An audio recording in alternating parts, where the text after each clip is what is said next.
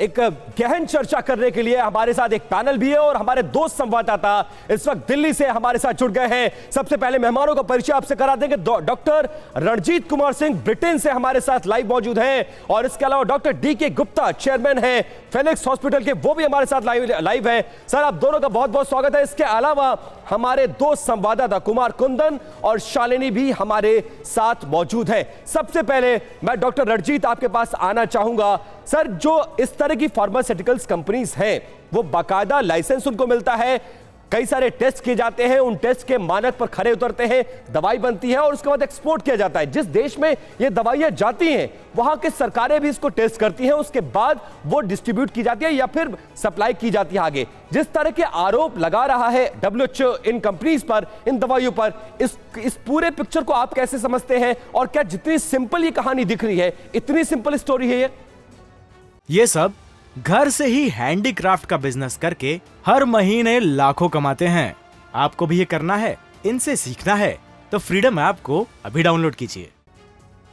देखिए प्रवीण जी, मैं आपको बताना चाहता हूँ कि फर्स्ट ऑफ ऑल जो भी कफ सिरप है इसका इंडिकेशंस मुझे समझ में नहीं आता है, रियली इट्स इंडिकेटेड और नॉट। दूसरा बात इसको समझना है, इसमें जो सॉल्ट जो आप दिखा रहे हैं इथिलीन ग्लाइकोल और जो भी ग्लाइकोल है इसका यूज बेसिकली यूज होता है एंटी फ्रीजिंग एजेंट में। तो अगर हम इसको स्पूरियस के रूप में अगर मिला दे कहीं भी, बिकॉज इट्स ए स्वीट होता है, बेसिकली ये स्वीटनेस होता है, तो किसी भी लिक्विड में आप मिला देंगे तो उसका जो टेस्ट है वो मीठा हो जाएगा। अगर इसको कोई भी अगर स्मॉल अमाउंट में भी अगर कोई ले लेता है तो उससे क्या होता है कि उसको स्टार्ट होता है वॉमिटिंग होना, हेडेक होना, उसके बाद किडनी डैमेज करता है, sometime they develop the brain damage, a seizure मतलब कि एपिलेप्सी जैसा सिम्टम्स पेशेंट डेवलप करना स्टार्ट कर देते हैं।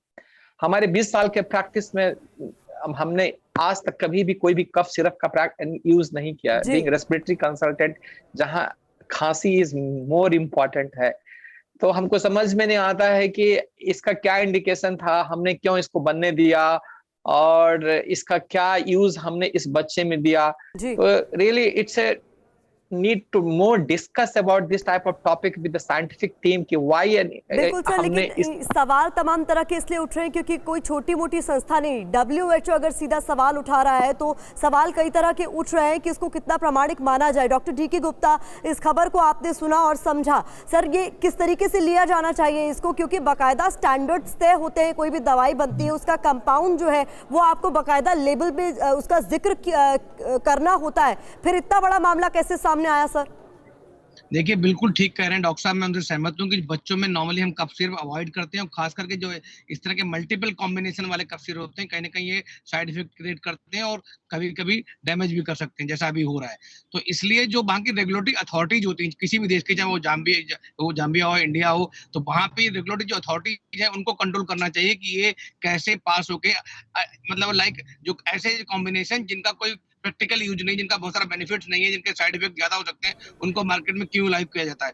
दूसरी बात, जो अभी तक खबर आई है और CDS को ने जो जांच भी उठा दी है WHO को, जो खबर को संज्ञान में लेते हुए कि जो डाई इथाइल ग्लाइकोल है इसकी वजह से पॉइजनिंग के चांसेस हैं और ये नॉन पॉइजन है। 20वीं शताब्दी में इससे कई सारे पॉइजनिंग के बड़े बड़े केसेस और बड़े बड़े आउटब्रेक्स हो चुके हैं, उसके बावजूद भी ये यूज किया जाता है as a solvent different cough syrup में, as a anti freezing agent. तो इसके जो नॉन साइड इफेक्ट्स हैं हम सबको बताएं, अगर किसी व्यक्ति ने लिया है, किसी बच्चे ने लिया है, तो अर्लियर साइड इफेक्ट जो होते हैं इसके वो होते हैं न्यूरोलॉजिकल साइड इफेक्ट होते हैं। उसमें बच्चे को नॉर्मली जो होता है कि उसको कंफ्यूजन होगा या चलने में दिक्कत होगी, उसकी आवाज गड़बड़ हो जाएगी, बेहोशी होगी, इरिटेशन होगा और लेटर ऑन कभी कभी दौरा और कन्वल्जन और डेथ हो सकती है। सेकंड साइड इफेक्ट होते हैं इसके रेस्पिरेटरी, जिसमें गले में दर्द होना। उसका बिल्कुल सर, सवाल यही है कि अगर नॉन पॉइजन है तो आखिरकार कंपनियां इसका इस्तेमाल क्यों कर रही हैं और इनको इस्तेमाल करने की इजाजत क्यों दी? आप बने रहिए, आपके पास लौटेंगे इसी सवाल के साथ। ये सब घर से ही हैंडीक्राफ्ट का बिजनेस करके हर महीने लाखों कमाते हैं। आपको भी ये करना है, इनसे सीखना है तो फ्रीडम ऐप को अभी डाउनलोड कीजिए।